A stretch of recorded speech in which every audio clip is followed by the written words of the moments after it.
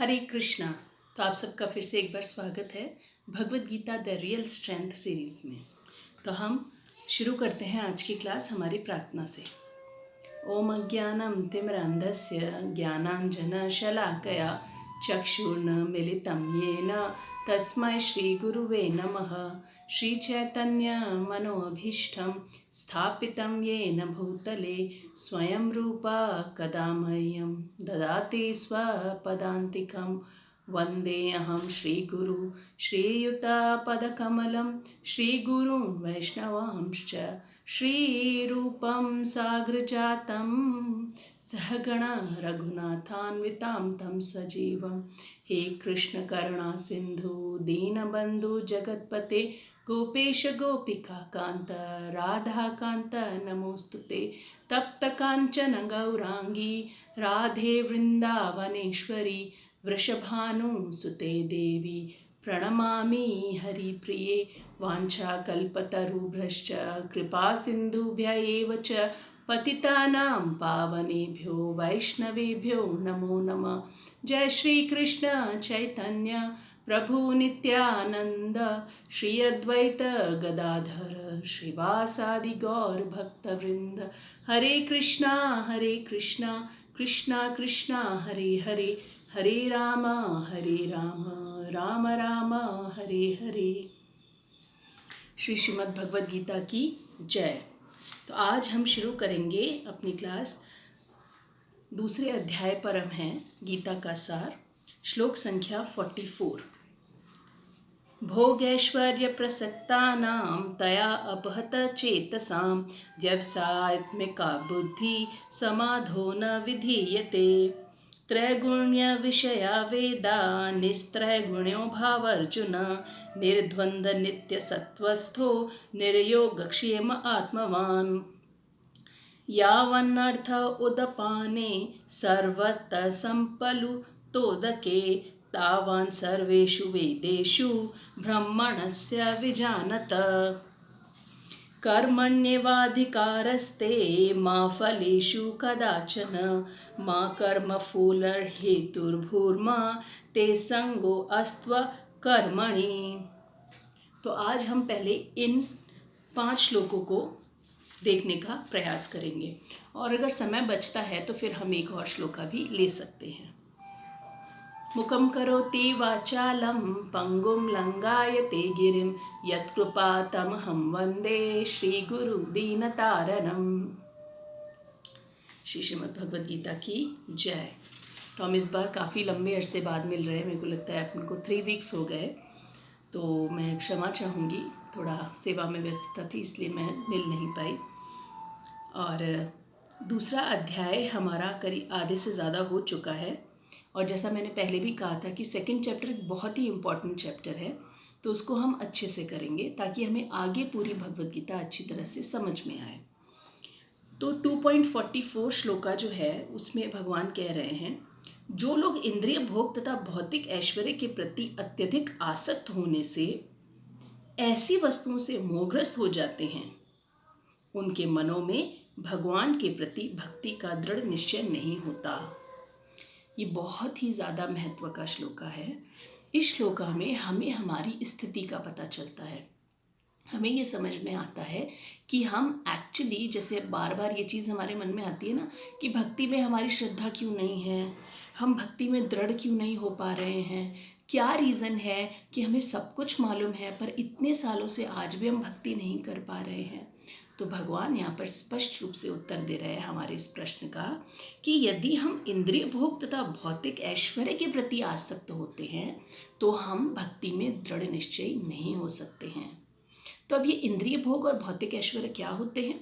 तो इंद्रिय भोग मतलब हमारी इंद्रियों को तुष्ट करने की इच्छा। वो स्थूल भी हो सकती है, सूक्ष्म भी हो सकती है। स्थूल में क्या क्या आता है, जैसे हमें अपनी पसंद का कुछ खाना है, उस खाना बहुत पसंद है, प्याज लहसुन पसंद है, किसी को मांस पसंद है, किसी को शराब बहुत पसंद है, तो हम उस पर कंट्रोल नहीं कर पाते, तो हम भक्ति में कैसे जाएंगे। उसी तरह से हमें फिल्मी गाने देखना सुनना ये पसंद है, हमें फ्रेंड्स के साथ में बाहर किसी ठेले वाले की चाट पसंद है, घूमना फिरना पसंद है। ये सब चीज़ें हमें इतनी ज़्यादा अट्रैक्ट करती हैं। अगर हमारे हृदय में इन चीज़ों के लिए जगह है तो भक्ति के लिए नहीं होगी। इसे हम बहुत सिंपल तरीके से समझ सकते हैं। देखिए, जैसे एक फ़ोन है ना।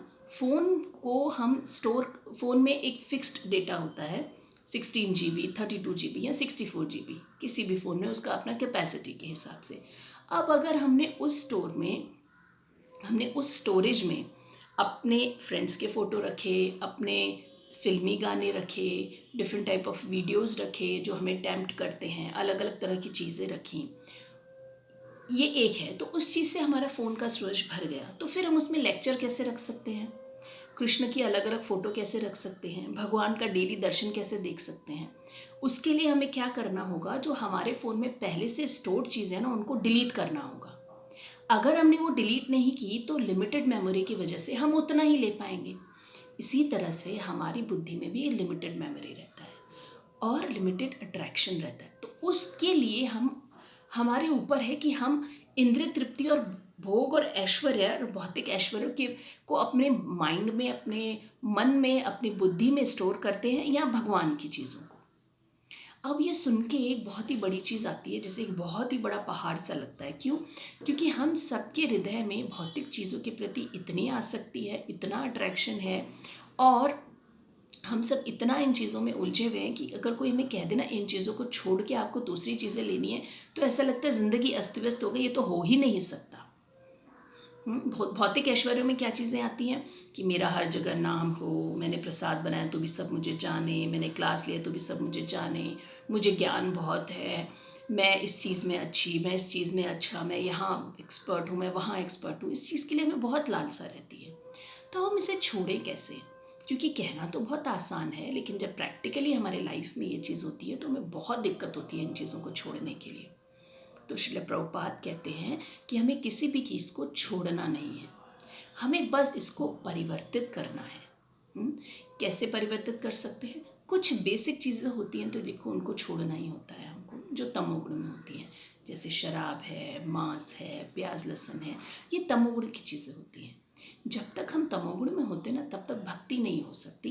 क्यों? क्योंकि तमोगुण में रहने का जो रिजल्ट होता है ना, वो प्रमत्तता और पागलपन होता है। तो यदि कोई व्यक्ति प्रमत्तता या पागलपन में होता है, आलस्य में होता है, तो वो कोई अच्छा काम कर ही नहीं सकता। भक्ति तो बहुत दूर की बात है। यदि कोई रजोगुण में होता है तो उसका रिजल्ट होता है दुख और आसक्ति। तो उस स्थिति में भी हम कोई अच्छा कार्य नहीं कर सकते। हम कोई भी कार्य करेंगे, उसका अगर हम रजोगुण में कोई भी कार्य करते हैं ना, तो उसका फल दुख ही होता है, आसक्ति होती है, उसके फल से हम अटैच्ड हो जाते हैं। और सत्वगुण का जो कार्य होता है उसका रिजल्ट होता है सुख, सेटिस्फैक्शन। तो भक्ति इन तीनों गुणों से ऊपर होती है, इन तीनों गुणों से ऊपर कार्य करती है।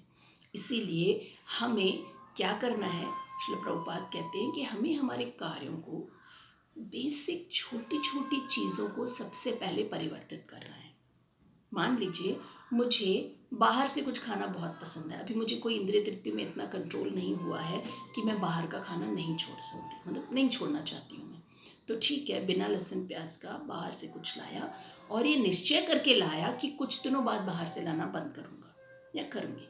उसको लाया, भगवान को भोग लगाया और फिर खाया। सबसे पहले तो शास्त्र अनुरूप भगवान को बाहर से लाई हुई कोई भी चीज़ भोग लगानी ही नहीं चाहिए। लेकिन देखिए, अगर हमारा कोई कंट्रोल ही नहीं हो रहा तो हम ये कार्य कर सकते हैं। ठीक है, फिर क्या, भगवान को जब भी हम भोग अर्पित करें तो उनको कंटिन्यूस बोलें कि भगवान मुझे शक्ति दो कि मैं आपके लिए हर चीज़ घर पे बनाऊँ। फिर हम धीरे धीरे इस चीज़ को ओवरलैप करेंगे और फिर हम क्या करेंगे, जो भी हमें पसंद है हम अपने हाथों से शुद्ध तरीके से बिना लहसुन प्याज की भगवान का नाम का उच्चारण करते हुए बनाएं और वो भगवान को खिलाएं। फिर स्टैंडर्ड इससे हायर क्या होता है, पुजारी और ब्रह्मचारी जी लोग क्या खाते हैं, जो भगवान को ऑफर होता है ना राजसी भोग, वो लोग वो नहीं खाते हैं। वो भगवान को ऑफर होने वाला एकदम सिंपल सादा प्रसाद, खिचड़ी जो होता है ना, वो खाते हैं। क्यों? क्योंकि इतना ऑपुलेंट प्रसाद जिसमें 56 भोग होते हैं, या भगवान के लिए राजभोग की थाली बनती है, उसमें कई तरह की सब्जियां, मिठाइयाँ, पराठे, राइस, अलग अलग तरह के व्यंजन होते हैं, तो वो ब्रह्मचारी लोग नहीं खाते हैं। क्यों? क्योंकि वो बोलते हैं इतना अच्छा ऑपुलेंट और रिच खाना भगवान के लिए हमारी इंद्रियाँ सह नहीं पाएंगी। क्योंकि हमारी इंद्रियों को हमें सिंपल खाना देना चाहिए, ताकि हम जितना अच्छा हम ऑपुलेंट खाना देंगे ना अपनी ज़ुबान को, उतना वो इधर उधर भागेगी। और जिह्वा, उदर और उपस्थ, ये तीनों इंद्रियां एक ही लाइन में होती हैं। अगर हम जिह्वा पे कंट्रोल करेंगे ना, तभी हम उदर पे, मतलब अलग अलग चीज़ें खाना खाना खाना खाना, उस चीज़ पे हम कंट्रोल कर पाएंगे। उस चीज़ पे कंट्रोल करेंगे तो हम उपस्थ यानी हमारे जेनाइटल्स पे, यानी हमारी सेक्सुअल डिज़ायर पे कंट्रोल कर पाएंगे। तो इसीलिए जिह्वा पे कंट्रोल करना बहुत आवश्यक है। इसीलिए तो जब हम प्रसाद का सेवन करते तो उसके पहले प्रार्थना बोलते हैं ना, तार मध्य जिह्वा अति लोभोमय सुदुर्मति। जिह्वा पे कंट्रोल करना सबसे कठिन है, चाहे बोलना हो चाहे खाना हो। और ये सबसे डिफ़िकल्ट इंद्रिय जिसको कंट्रोल में किया जा सकता है। लेकिन अगर उस जिह्वा को सिर्फ भगवान का प्रसाद दिया जाए तो हम इसे आसानी से कंट्रोल में कर सकते हैं। तो इसीलिए कह रहे हैं प्रभुपाद कि समाधि का अर्थ क्या होता है? मन की स्थिरता। और मन की स्थिरता कैसे आएगी? जब ये सारी इंद्रियां कंट्रोल में होंगी। यदि हमारी ये इंद्रियों पे कंट्रोल नहीं है तो हमारा मन स्थिर हो ही नहीं सकता, है ना। मन इधर उधर भागेगा और फिर इंद्रियों को इंस्ट्रक्शन देगा, मुझे आज ये बाहर से पिज़्ज़ा खाने की इच्छा है, इस इच्छा को पूरा किया जाए। यदि इंद्रियां मन के वशीभूत हैं और मन हमारा चंचल है, भौतिक चीज़ों में लगा हुआ है, तो वो इंद्रियों से अपनी भौतिक इच्छा को पूरा करवा के रहेगा। लेकिन अगर यही मन भगवान की सेवा में लगा है तो वो अपनी इंद्रियों को क्या इंस्ट्रक्शन देगा? वो बोलेगा कि अगर तुम्हें कुछ खाना है तो वो घर पे बनाओ, भगवान को भोग लगाओ और उसके बाद खाओ। फिर मन एडवांस होने के बाद क्या बोलेगा कि ये सारा ऐश्वर्यशील भोजन हमारे बस में नहीं है खाना, हम नहीं पचा सकते, न आत्मीय रूप से न शारीरिक रूप से, इसीलिए सादा खाना खाओ जिससे वो अच्छे से पचे, शरीर चुस्त और फुर्त रहे और हम भगवान की सेवा और अच्छे से कर सकें। तो इसीलिए श्रील प्रभुपाद कह रहे हैं कि हमें हमारी इंद्रियों की दिशा को बदलना है और ये ग्रेजुअल होगा। सुनने में ये बहुत कठिन लग रहा होगा, लेकिन अगर आज मुझसे कोई पूछे कि 10 साल पहले मेरा खान पान कैसा था, रहन सहन कैसा था और जो आज है, वो बहुत ज़्यादा अंतर है, बहुत बड़ा गैप है। इसी तरह से जब हम स्वामी इसको देखते हैं तो उनका और आज का में बहुत ज़्यादा अंतर है। कई ब्रह्मचारीज हैं जो अपने रियलाइजेशन से शेयर करते हैं, तो इन सब ने भी आकस्मिक एकदम चमत्कारिक रूप से परिवर्तन नहीं हुआ है। इन्होंने भी धीरे धीरे इस परिवर्तन को अपने जीवन में लाया है और अपने आप को भक्ति में स्थिर करने के लिए कठिन प्रयास किया है ना। कई बार हमको ऐसा लगता है कि स्वामी क्या है, उनकी तो कोई इच्छा ही नहीं होती, तो इसीलिए वो तो आराम से भक्ति कर सकते हैं। लेकिन ऐसा नहीं है।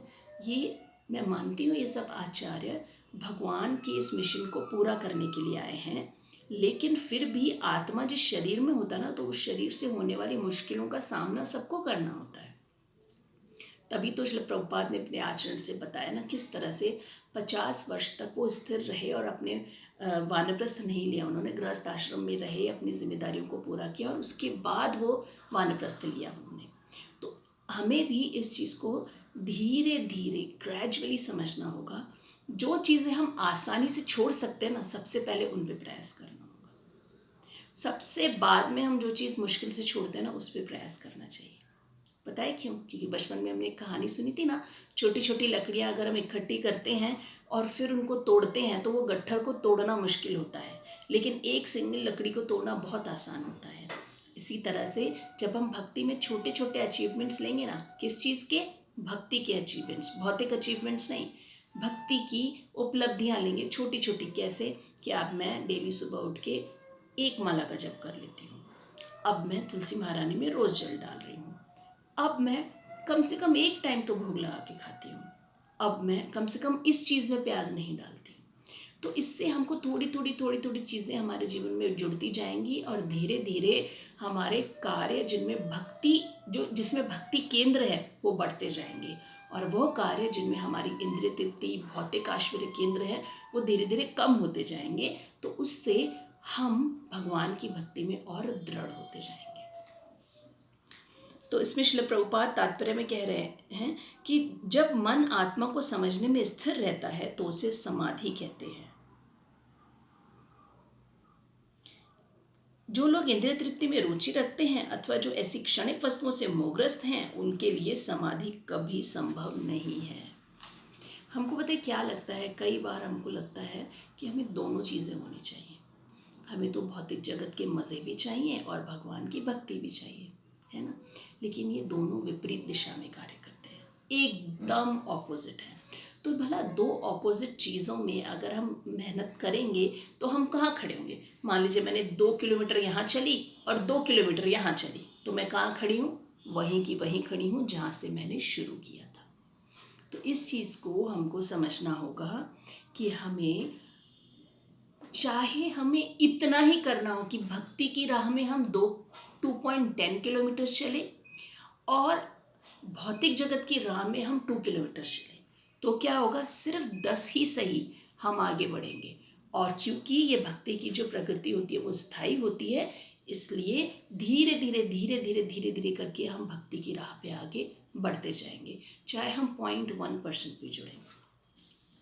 मैंने बहुत साल पहले ये बात सुनी थी कि हमें हमारे जीवन में प्रतिदिन कुछ एक नई चीज़ ज़रूर जोड़नी चाहिए, तो हमारा वह दिन सफल है।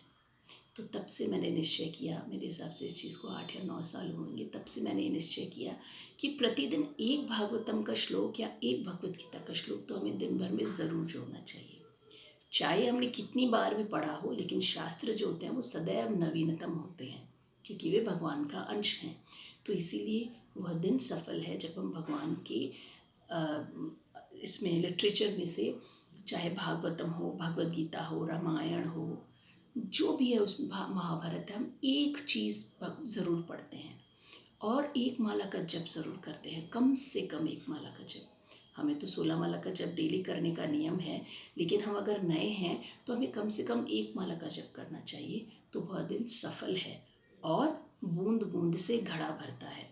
यदि प्रतिदिन हम एक एक एक एक एक एक करके आध्यात्मिक भक्ति के जो अंग हैं वो एक एक करके हम जोड़ते जाएंगे, तो एक दिन अवश्य ऐसा आएगा जब हमारे जीवन में भक्ति के कार्य, उनके लिए समय और उनके लिए महत्व, उनके लिए प्रायोरिटी बढ़ जाएगी और हम अपने आप इन भौतिक इंद्रिय तृप्ति और भौतिक ऐश्वर्यों से एकदम अलग होते जाएंगे। तो ये बहुत धीरे धीरे धीरे धीरे प्रयास है। कई बार हमारी सुकृतियाँ पहले ही संचित रहती हैं, तो कुछ चीज़ों को हम बहुत जल्दी जल्दी ओवरकम कर लेते हैं, कुछ चीज़ों में समय लगता है, लेकिन हमें दोनों कार्य करने होते हैं। कैसे, जैसे एक मटका बनता है ना, तो उस मटके को बनाने के लिए क्या होता है, ऊपर से थाप लगती है मटके में, लेकिन कच्चे मटके पे ऊपर से थाप लगती है ना, उसको पीटना पड़ता है। लेकिन कुम्हार यदि एक हाथ मटके के अंदर रखे बिना अगर उसको पीटता है ना, तो मटका टूट जाता है। तो हम जो भक्ति के कार्य कर रहे हैं ना, वो अंदर से एक सपोर्ट देता है हमें। फिर अगर भौतिक जगत की मार पड़ती है या इंद्रिय तृप्ति हमें परेशान करती है ना, तो हम टूटते नहीं हैं। क्यों? क्योंकि भगवान की भक्ति का एक हाथ हमने अपने अंदर से रखा हुआ है और दूसरा हाथ हम ऊपर से जो इंद्रिय तृप्ति कर रहे हैं ना, उसको पीटने में हम लगा रहे हैं। तो हम टूटेंगे नहीं, हम मजबूत होंगे, हमारा अंदर एक अच्छा शेप आएगा और हम दूसरों को शीतलता देंगे। तो इसीलिए यह श्लोक मुझे बहुत अधिक पसंद है कि किस तरह से हम भगवान की भक्ति में आगे बढ़ सकते हैं। नेक्स्ट श्लोका है 2.45। वेदों में मुख्यतः प्रकृति के 3 गुणों का वर्णन हुआ है। हे अर्जुन, इन तीनों गुणों से ऊपर उठो, समस्त द्वैतों और लाभ तथा सुरक्षा की सारी चिंताओं से मुक्त होकर आत्मपरायण बनो।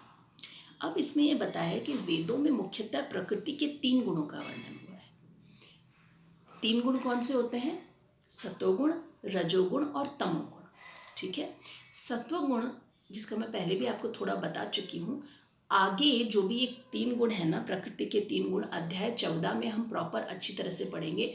चैप्टर 14 में भी है, 17 में भी है, इसको बहुत अच्छे से 18 में भी बताया गया है एलैबोरेट करके, वो हम बाद में पढ़ेंगे। लेकिन बेसिक चीज़ मैं आपको बता दूं कि सत्वगुण जो होता है ना, वो एक सफ़ेद रंग के जैसा होता है, साफ और शुद्ध। ठीक है, उससे हम जब अटैच्ड होते हैं ना, तो उसका फल सुख होता है। कौन सा सुख है? भौतिक सुख। उससे हम अटैच्ड होते हैं। रजोगुण हमारे लिए कैसा होता है, और सत्वगुण की जो बंधन होता है ना, वो कैसा होता है? सोने की हथकड़ी के जैसा। सोने की हथकड़ी को खोलना या तोड़ना बहुत आसान होता है, पर क्योंकि वो सोने की हथकड़ी है इसीलिए हम उससे आसक्त होते हैं, इसीलिए हम उस हथकड़ी या उस बंधन को तोड़ना ही नहीं चाहते। दूसरा होता है रजोगुण। रजोगुण में हमको अत्यधिक आसक्तियाँ होती हैं, हमें बहुत सारी लालसाएं होती हैं, इंद्रिय तृप्ति करने की अनेक इच्छा होती है, हमको ये चाहिए ये चाहिए ये चाहिए ये चाहिए ये चाहिए। लेकिन जब हम रजोगुण में कोई भी कार्य करते हैं ना तो उसका रिजल्ट क्या होता है? दुख और अटैचमेंट। हम उसके फल से अटैच्ड हो जाते हैं और हमें हमेशा दुख मिलता है। उसको पाने की, किसी वस्तु को हमने पा लिया तो उसको पाकर पाने के बाद उसको खोने की इनसिक्योरिटी होती है और उसकी वजह से हम दुखी होते हैं, और अगर हम नहीं पाया तो ना पाने की वजह से हमको दुख होता है। इसकी जो हथकड़ी होती है, इसका जो बंधन होता है वो कैसा होता है? चांदी की तरह। चांदी का धातु जो होता है वो सोने से ज़्यादा कड़क होता है, लेकिन उसको तोड़ना सोने से थोड़ा ज़्यादा मुश्किल होता है। मतलब सत्वगुण से हम निकल सकते हैं, आसान है अगर आसक्ति छोड़े तो, लेकिन रजोगुण से निकलने के लिए थोड़ा और तेज़ हथौड़ा लगाना होगा, क्योंकि चांदी को तोड़ना थोड़ा और मुश्किल होता है बजाय सोने के। पर फिर भी उसमें धातु क्या है? चांदी है, इसलिए हम उसमें थोड़ी आसक्ति और होती है हमारी। तमोगुण कैसा होता है? लोहे की हथकड़ी के जैसा, जिसमें धातु में ना कोई वैल्यू है ना हमारी कोई आसक्ति है, परंतु लोहे को तोड़ना सबसे ज़्यादा मुश्किल होता है। और तमोगुण का लक्षण क्या होता है? अज्ञान। हमें कोई गुण ही कुछ समझ में ही नहीं आता है, क्या अच्छा है क्या बुरा है, कुछ उसका ज्ञान ही नहीं होता है। प्रमदता और पागलपन इसका रिजल्ट होता है। तो इसीलिए तमोगुण और रजोगुण में रहकर भक्ति नहीं हो सकती। भक्ति की शुरुआत तब होती है जब हम सत्वगुण में आते हैं, और सत्वगुण में आने के लिए सत्वगुण के तरीके का हमको खाना होता है, आचरण करना होता है, दिनचर्या को वैसा करना होता है, तब हम सत्वगुण में आते हैं। तो जो वेद होते हैं ना, वेद इस प्रकृति के इन तीनों गुणों के बारे में ही बताते हैं कि हम तमोगुण में हैं तो हम तंत्र विद्या, जादू टोना ये पूजाएं करते हैं, रजोगुण में है तो हम योग साधना करते हैं, और सत्वगुण में है तो हम देवी देवताओं की पूजा करते हैं। हर चीज़ इसके ऊपर आधारित है। यदि हम तमोगुण में मरते हैं तो हम पशु पक्षियों के बीच में जन्म लेते हैं, या अधोलोक में जाते हैं, नरकलोक में जाते हैं। रजोगुण में हम अगर मरते हैं तो मनुष्य योनि में आते हैं, और फिर इस रजोगुण के हिसाब से हम अपना कार्य करते हैं। और सत्वगुण में मरते हैं हम तो देवी देवताओं के बीच में जन्म लेते हैं, है ना।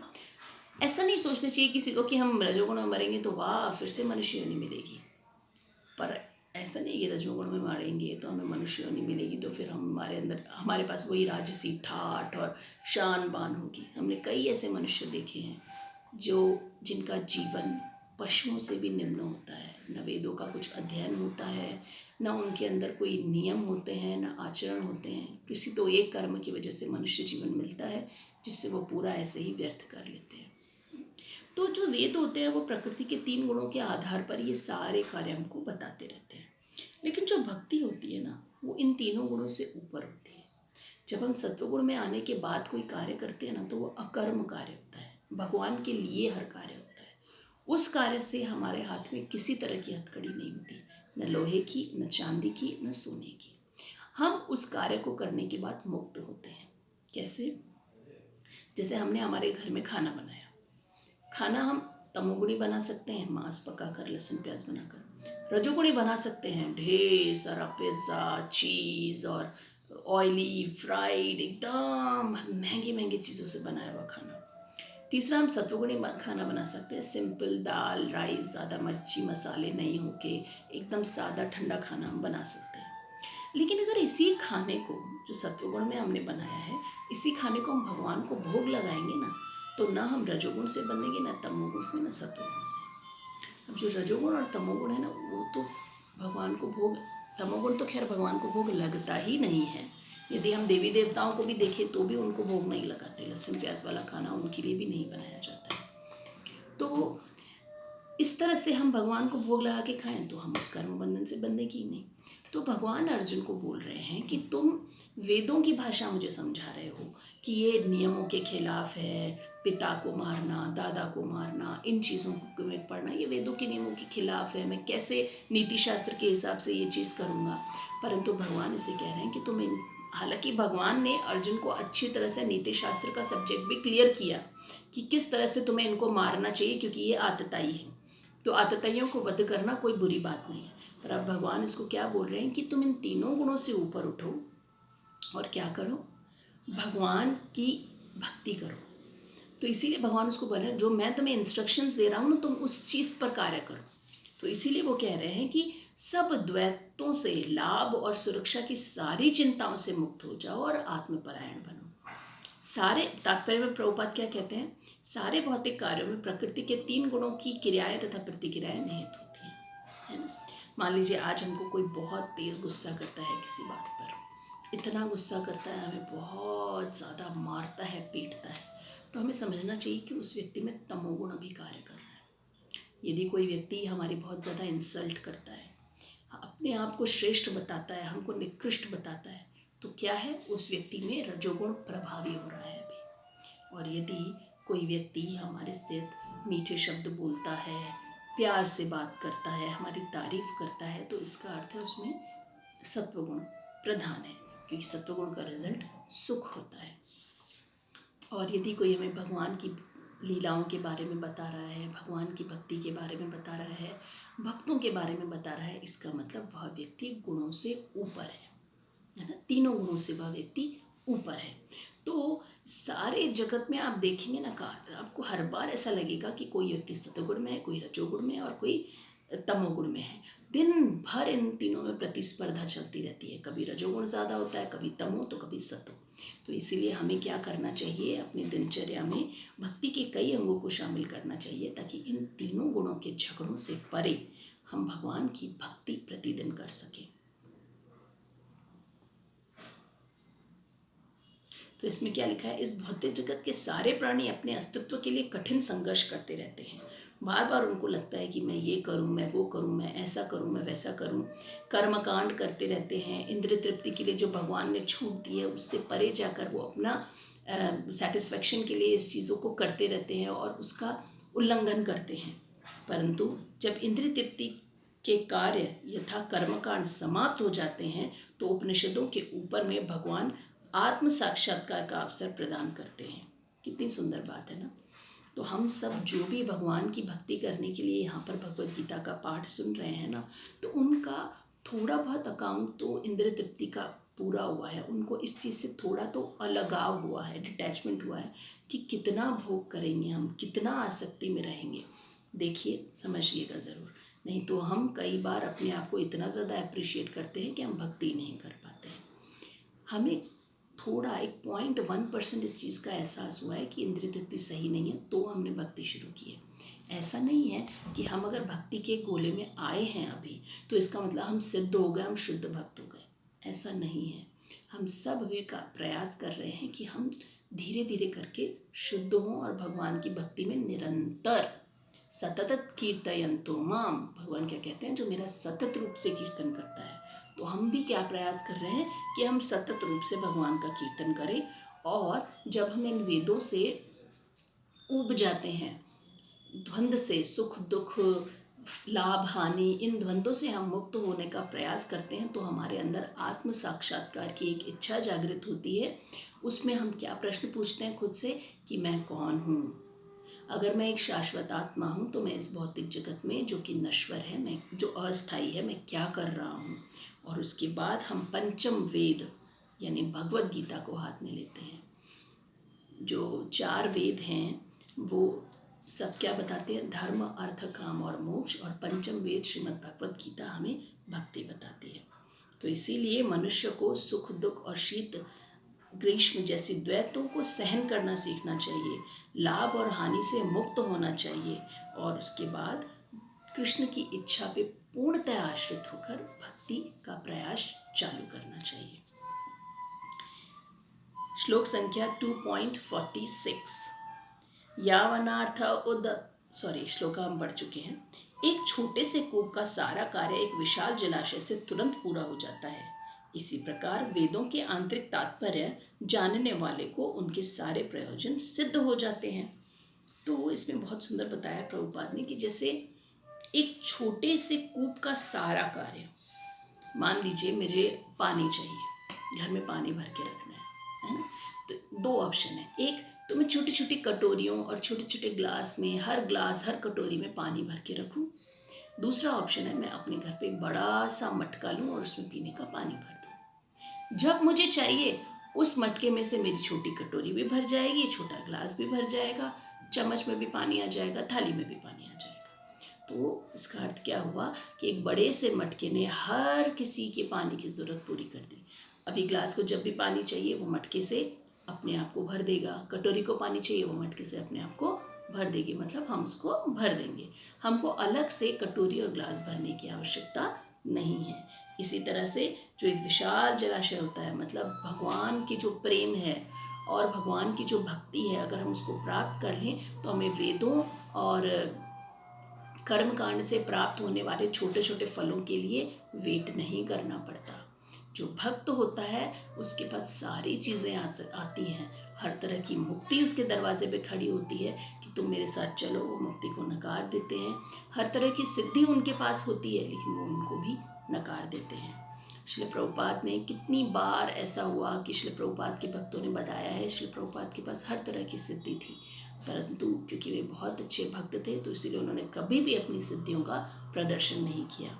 इसमें एक एग्जाम्पल मैं बताती हूँ। प्रभुपाद अपने शिष्यों के साथ में एक जगह प्रचार पे जा रहे थे और क्योंकि तब मिशन नया नया था, मूवमेंट नया था, तो इसीलिए पैसे की बहुत कमी होती थी और सब फंड के लिए बहुत ज़्यादा प्रयास करते थे कि अच्छे से फंड आ जाए ताकि हमको परेशानी नहीं हो भगवान की सेवा करने में।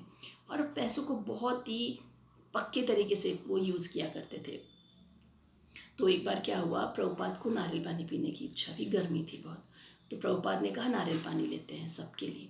पर क्योंकि भक्त लोग जानते थे कि इतने पैसे हैं ही नहीं, तो उन्होंने सिर्फ एक नारियल पानी लिया प्रभुपाद के लिए और बोला कि प्रभुपाद आप पी लीजिए, हम सबको नहीं चाहिए। प्रभुपाद ने कहा ठीक है। तो प्रभुपाद ने नारियल पानी लिया और पिया। और गुरु का जो उच्चिष्ट होता है ना, जो झूठा होता है, वो हमें बहुत ज़्यादा भक्ति प्रदान करता है। तो जब गुरु अपनी कृपा से वो उच्चिष्ट देते हैं तो हमें स्वीकार करना चाहिए। तो प्रभुपाद ने वो नारियल पानी पिया और अपने जो पास में शिष्य थे ना उनको बोला बचा है थोड़ा तुम पी लो। उसने सबकी तरफ देखा, लेकिन क्योंकि प्रभुपाद ने उन्हीं को ही कहा था तो उन्होंने लिया और पिया। सबने उनको इशारा किया कि पी लो। प्रभुपाद ने पेट भर के उसमें से नारियल पानी पिया। फिर दूसरे भक्त ने वो नारियल पानी पिया, उसने भी अच्छे से पिया। उसने तीसरे को दिया, तीसरे ने भी अच्छे से पिया। चौथे को दिया, चौथे ने भी अच्छे से पिया। और पांचवे को दिया, उसने भी अच्छे से पिया। सबने नारियल पानी अच्छे से पिया और सबको गूज़बम्स आ गए कि रोंगटे खड़े कि इतना सारा नारियल पानी एक में कैसे आएगा। और फिर जो पांचवा वाला था उसने पीने के बाद बहुत ही उत्सुकतावश नारियल को हिलाया और उल्टा किया तो उसमें से इतना सारा पानी निकला। तो ये सिद्धि नहीं तो क्या है। और प्रभुपाद जोर से हंसने लग गए। उन्होंने किसी से कुछ नहीं कहा और ना ही भक्तों ने कुछ पूछा। तो देखिए कितनी बड़ी बात है ना कि एक नारियल पानी में से 6 जनों ने पिया। मैं समझती हूँ अगर 6 जने एक एक घूंट भी पिए तो भी नारियल पानी खत्म हो जाता है। और बड़ा हो तो चलो ठीक है, 2 जने भरपेट पी सकते हैं, यहाँ पे 6 जनों ने नारियल पानी पिया। तो इस तरह से प्रभुपाद के बहुत अनेक किस्से हैं ऐसे जिसमें पता चलता है कि इसलिए प्रभुपाद के कितनी सारी सिद्धियाँ थी, लेकिन उन्होंने कभी अपनी सिद्धियों का प्रदर्शन नहीं किया। प्रभुपाद हमें जब अमेरिका गए थे तो केवल 40 रुपये लेकर गए थे ताकि वो प्रचार कर सकें। और कब, इतने साल पहले, मतलब आज के भी अगर अपन देखें तो कुछ हज़ार 2,000 रुपये, कुछ हज़ारों रुपए होंगे, या मान लो 1 लाख भी हुआ तो आज 1 लाख रुपए लेके कोई अमेरिका जाए तो उसकी वैल्यू ही क्या है। 4 दिन रहने में उसके पैसे ख़त्म हो जाएंगे। लेकिन उसके बाद भी प्रभुपाद ने 108 मंदिर बनवाए। कभी फंड्स का उनको जो प्रॉब्लम आया वो भक्ति के आड़े कभी भी नहीं आया। तो कितनी अच्छी चीज़ है ना, हर तरह से उनको 108 मंदिर, उनमें सारे डीटीज़ मिलना, इतने सारे ग्रंथ बनवाना, लिखना, उनका वितरण करना, बड़ी बड़ी पब्लिकेशंस का आगे बढ़ बढ़ के उन ग्रंथों को छापने के लिए प्रपोजल्स देना। तो ये सिद्धियाँ नहीं तो और क्या है। भगवान के जो भक्त होते हैं उनको हर एक चीज़ प्राप्त होती है। सिर्फ हमको क्या कार्य करना चाहिए, एक बड़े जलाशय से जुड़ना चाहिए। इसका एक बहुत ही सुंदर एग्जाम्पल देते हैं कि यदि अगर किसी पेड़ को पानी देना है तो उसके लिए हम किसको देंगे, जड़ को पानी देंगे, एक एक पत्ते, एक एक टहनी को नहीं देंगे। यदि हम पेड़ की जड़ को पानी देंगे तो वह पानी पेड़ के हर एक अंग तक पहुँचेगा, उनके पत्तियों तक, टहनियों तक, फलों तक, हर चीज़ तक पहुँचेगा। तो इसीलिए हमें भी भगवान की भक्ति करनी चाहिए। मतलब अगर हम भगवान की भक्ति करेंगे तो उनकी जड़ में हम अपना प्रेम दे रहे हैं, जिससे सभी देवी देवता भी खुशी प्राप्त करते हैं, सारे मनुष्यों का हृदय संतुष्ट होता है, हर एक व्यक्ति को अच्छा लगता है। इस चीज़ का एक एग्जाम्पल आप इस तरह से भी देख सकते हैं कि यदि कोई भक्त होता है ना, शुद्ध भक्त, उससे हम बात करते हैं तो उनसे बात करके हमें बहुत संतुष्टि मिलती है, बहुत मज़ा आता है, बहुत आनंद आता है। उन्होंने हमें इतना समय नहीं दिया हो ना, तो भी हम जब अगर 10 मिनट भी उनसे मिलते हैं ना, तो अपने हृदय की हर बात उनसे करने का मन करता है। इसका अर्थ क्या है कि वह व्यक्ति भगवान को प्रसन्न कर रहा है, और हम सब अगर विराट रूप देखें तो भगवान के अंदर ही हैं। यदि वह व्यक्ति भगवान को प्रसन्न कर रहा है तो हम स्वतः ही प्रसन्न हो जाते हैं। तो इसीलिए तात्पर्य में प्रभुपाद क्या कह रहे हैं कि आत्म साक्षात्कार का अर्थ है कृष्ण को तथा उनके साथ अपने शाश्वत संबंध को समझना, है ना। तो हम कौन हैं, भगवान कौन है, और हमें भगवान के चरणों की सेवा करनी है, ये संबंध है, ये चीज़ है मेन। ना कि वेदों के आधार पे कोई उच्च कुल में जन्मा है, या किसी ने अच्छा ऐश्वर्य प्राप्त किया है, या कोई बहुत ही बड़ा धनी व्यक्ति है तो उसकी उस चीज़ को पहचानना। प्रभुपाद कहते हैं, चैतन्य महाप्रभु कहते हैं, यदि कोई व्यक्ति चांडाल कुल में जन्मा है, किब्बा विप्रक न्यासी शूद्र के निर्णय से कृष्ण तत्ववेता जही गुरु है। मतलब गुरु वही है जो हमें कृष्ण तत्व को देता है, चाहे कोई व्यक्ति चांडाल घर में क्यों नहीं जन्मा हो, यदि वह भगवान की भक्ति कर रहा है तो उसे गुरु मानना चाहिए, उसे पवित्र मानना चाहिए, और उसे ही शुद्ध भक्त मानना चाहिए। इसके बाद परपॉट में प्रभुपाद ने बहुत ही सुंदर तरीके से समझाया है कि मनुष्य को इतना बुद्धिमान होना चाहिए कि केवल अनुष्ठानों के प्रति आसक्त न रहकर वेदों के उद्देश्य को समझे। वेदों का सार क्या है, उद्देश्य क्या है, धर्म अर्थ काम मोक्ष का क्या उद्देश्य है, कि हम धर्म का पालन करके भगवान को प्राप्त करें, हम अर्थ को भगवान की सेवा में लगा के भगवान को प्राप्त करें, हम काम यानी आसक्तियों से विरक्त होकर भगवान की सेवा प्राप्त करें, हम मुक्ति के पथ पर चलें और भगवान को प्रसन्न करें। तो सारे वेदों का जो सार है, ब्रह्मा ने वेदों को कितनी बार पढ़ा, और उसके बाद पढ़ने के बाद यह सार निकाला कि संपूर्ण वेदों का सार है हमें भगवान की सेवा करनी चाहिए। तो इसी तरह से जो भी सारे उपनिषद हैं, वेद हैं, इन सब का एकमात्र सार यह है कि हमें भगवान की सेवा में नियोजित होना चाहिए। यदि हम ध्यान करते हैं तो ध्यान करने के लिए हमारे हृदय में हम भगवान के चतुर्भुज रूप पर ध्यान करते हैं। भगवान 15वें अध्याय के 15वें श्लोक में कहते हैं, सर्वस्य चाहम हृदि सन्निविष्टो मत स्मृत ज्ञान अपोहनम च वेदेषु सर्वेश अहमेव वेद्यो। मतलब संपूर्ण वेदों का जो सार है वो मैं हूँ, संपूर्ण वेद मुझसे उत्पन्न होते हैं। तो इन संपूर्ण वेदों का तो ध्यान का ध्येय क्या है कि हम भगवान के चतुर्भुज रूप को हृदय में विराजित कराएं और उस पर ध्यान करें। ज्ञान का अर्थ क्या है कि संपूर्ण वेदों का जो ज्ञाता है, जो सर्वश्रेष्ठ है संपूर्ण वेदों में, जिससे संपूर्ण वेद उत्पन्न हुए हैं, हम उनको अपना सरेंडर दें, शरणागत हों। कर्मकांड का क्या अर्थ होता है कि हम कोई भी वेद कर रहे हैं, यज्ञ कर रहे हैं, तो यज्ञ को बहुत ही शुद्ध तरीके से करके हम भगवान श्री विष्णु को प्रसन्न करें।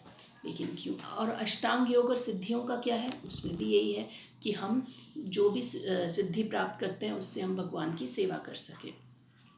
परंतु क्योंकि हम अधूरे ज्ञान में व्यस्त रहते हैं, हम कंप्लीट नॉलेज पता नहीं कर पाते, इसीलिए हम इन सब कार्यों को अपनी इंद्रिय तृप्ति में लगाते हैं।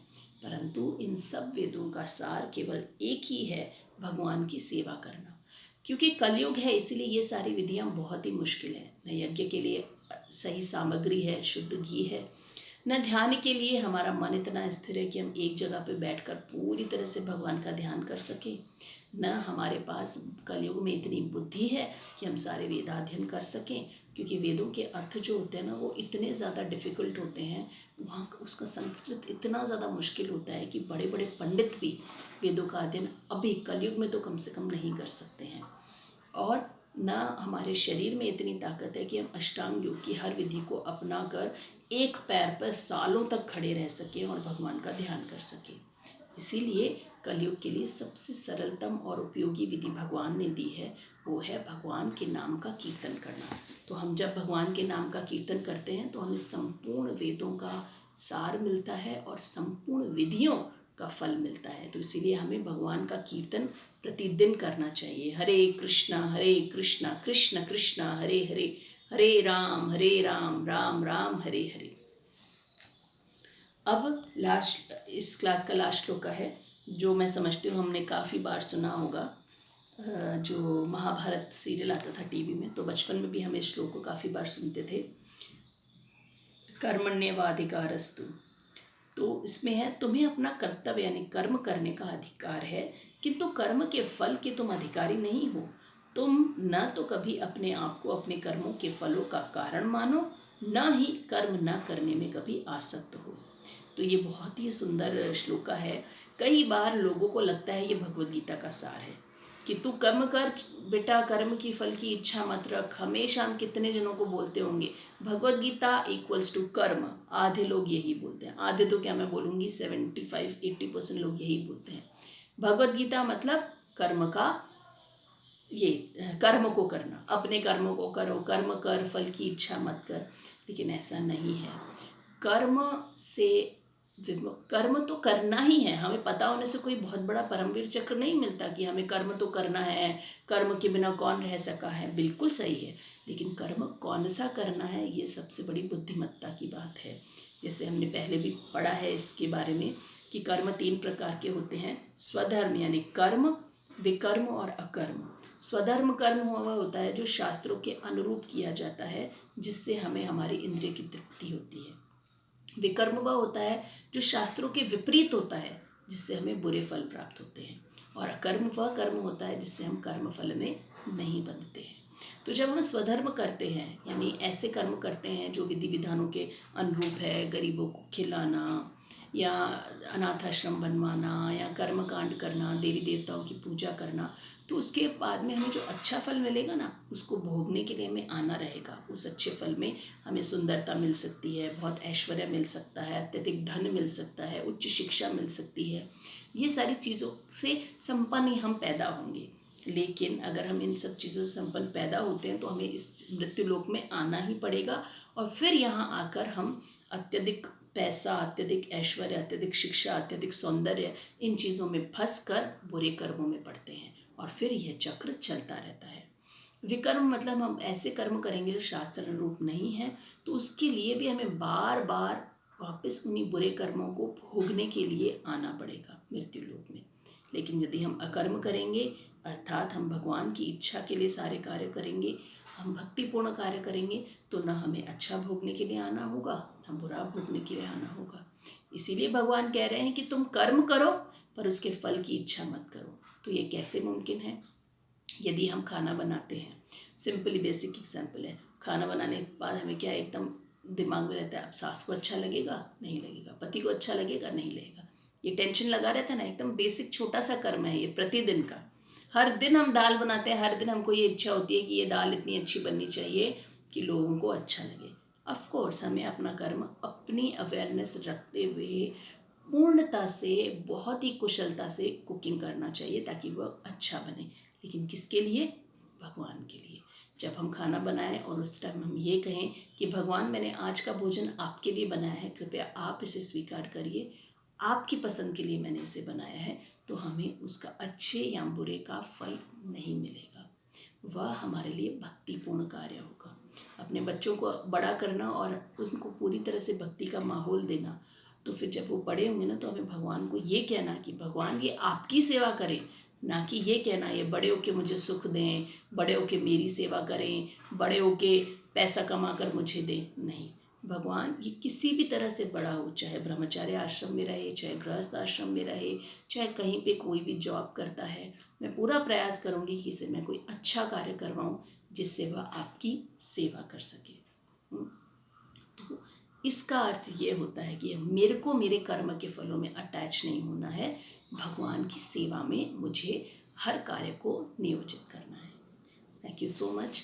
तो हम क्वेश्चन आंसर्स कल संडे को लेंगे, और अब पहले हम इन 5 श्लोकास को अच्छे से पढ़ेंगे, उसके बाद हम आगे के 5 श्लोका और करेंगे इस टॉपिक को कंप्लीट करने के लिए।